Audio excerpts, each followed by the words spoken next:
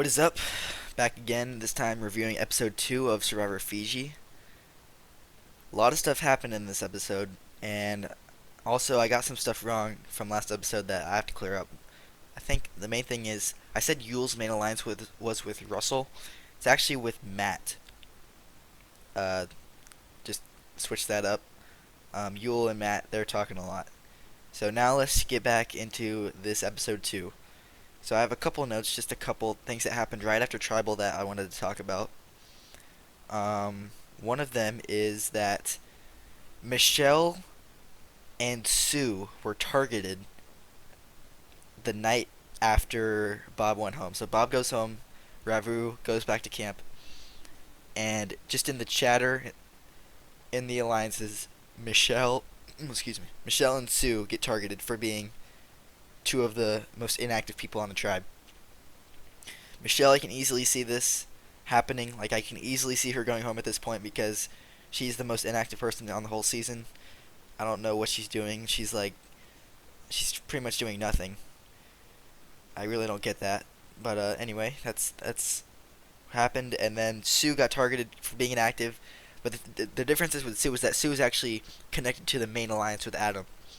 So I honestly don't see Sue going home because if Sue's name gets brought up, Sean's gonna say something because Sean and Sue are really close, and I think it'll get switched off of Sue if Ravu goes to tribal.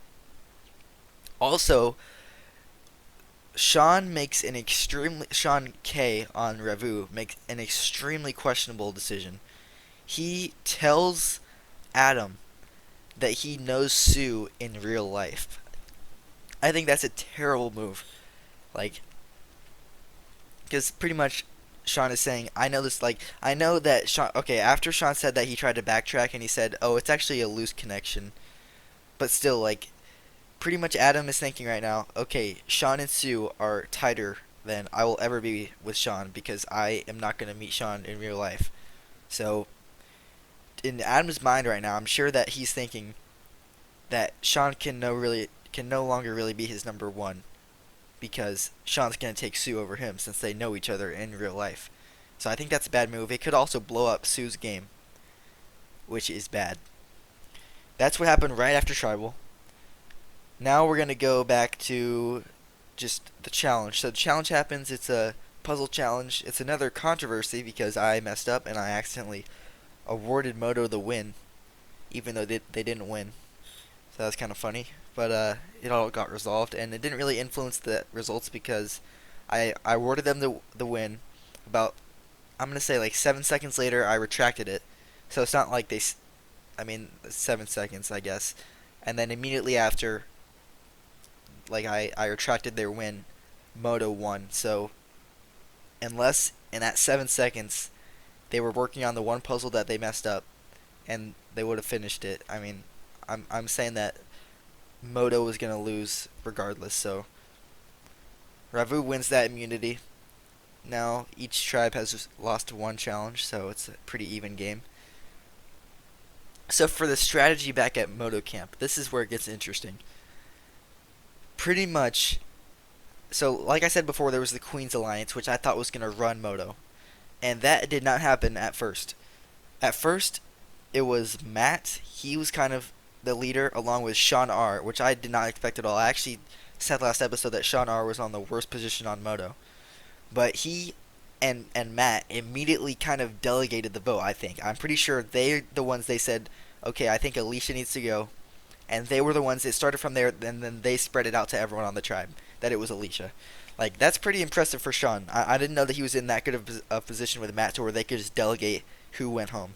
That's what it was at first. It was going to, like, essentially it was going to be a majority vote. Like, a couple of people hadn't voted yet, but pretty much everyone voted for Alicia. And I was like, okay, well, that's another majority vote right there, like, in the books. I mean, that's what I was thinking in my head. I was like, okay, Alicia's gone. But then something crazy happened. The Queen's Alliance actually did something because Alicia is part of the Queens. And the other Queens are Corinne and Hope. Those are the Queens. And it seemed like the Queens were falling apart until this happened. Corinne decided, or she realized, I guess, that if Alicia went this tribal, then she and Hope were probably going to be on the bottom in the upcoming tribals. So she needed to turn this around, and pretty much okay, this is what she did. She solidified her alliance with Hayden, who in last episode I talked that he wasn't really doing too much.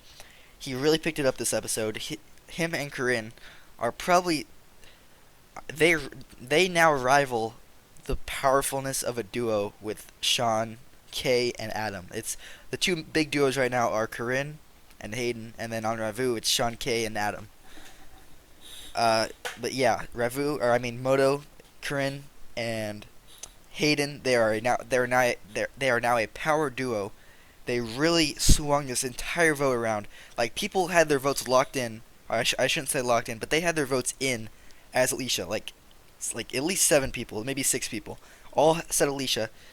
Corinne makes up a lie that Russell told her about a 6-person alliance, when in reality it was Hayden who was her biggest ally. So she took that information that Hayden gave her. She's flipped it, said that actually Russell told her, and then told everyone that Russell told her about the 6-person alliance that she wasn't in. So now nobody trusts Russell. She got everyone to flip on Russell, except for, of course, Russell didn't vote for himself. And then the 3 people that voted Alicia still were Dan, which is Donnie, at Donnie.sz. He did not switch his vote because honestly I think he voted and then he went to work. So that could have been a little mishap. He voted Alicia. I don't know if he would have stuck. He probably would have stuck with his vote, honestly. I think he didn't matter that he went to work. He was still going to vote Alicia all day. Also, despite starting the vote on okay, hold on.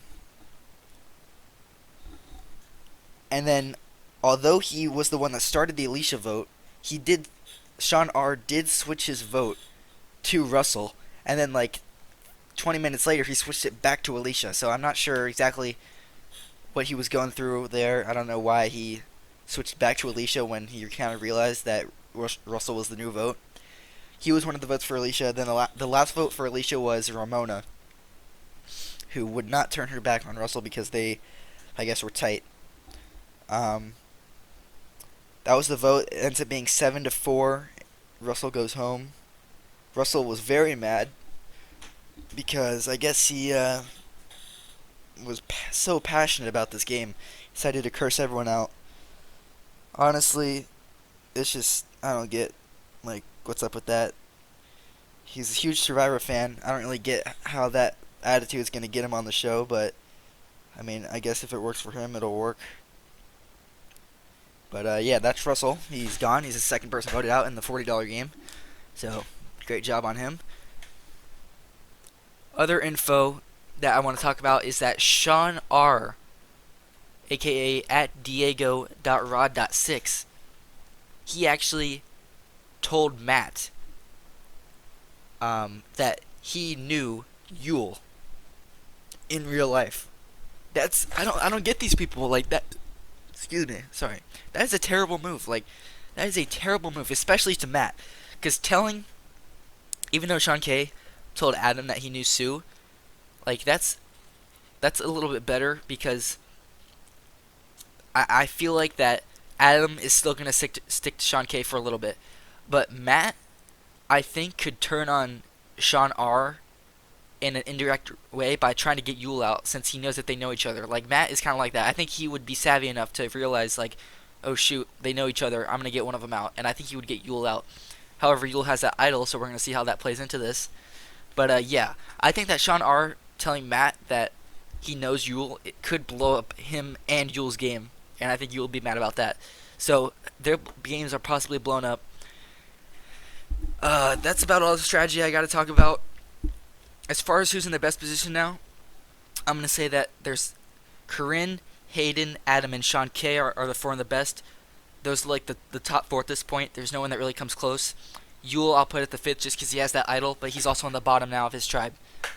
That's all I got to say. Who I think is going to go home next, if Ravu goes to tribal, it's going to be Michelle. If Moto goes to tribal, I'm going to say it's going to be either Dan, Sean R, or Yule. They're going to get the votes, but Yule could play his idol. Okay, that's all I got to say for now. See ya. What's up, guys? I'm back. This is again for episode 2. I just realized that I forgot to talk about some stuff. So, first of all, it's really with Ramona on Moto and with Ozzy on Revu. Those are the two talking points that I didn't get to. So, and I actually have some more stuff to talk about. So I'm just gonna get into it. First of all, with the Alicia vote, or not the Alicia vote, but how Alicia and Russell got votes at Tribal. 4 votes for Alicia. I already said who casted them, but I want to focus on one of them, which is Ramona.